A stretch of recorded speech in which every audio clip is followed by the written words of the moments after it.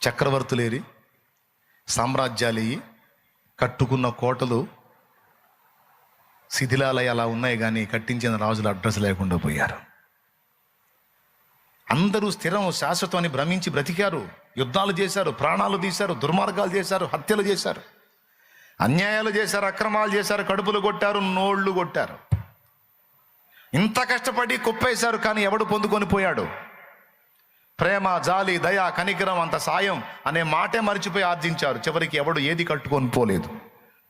మట్టికి మన్నై కొంతమంది పోతే అగ్నిలో కాలి బూడిదై కొంతమంది పోయారు. ఏమీ మిగల్లా.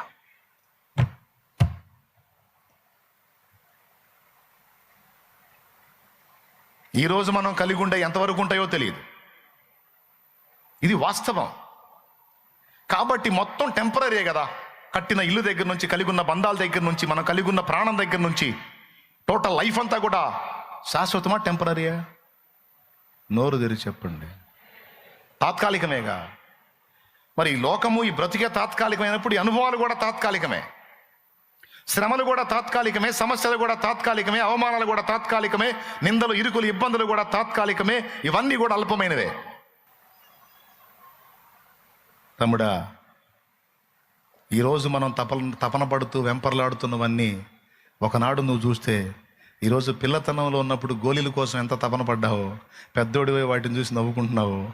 ఈరోజు నువ్వు పడుతున్న తపనలన్నీ రేపటి రోజున నువ్వు చూసి నవ్వుకుంటావు.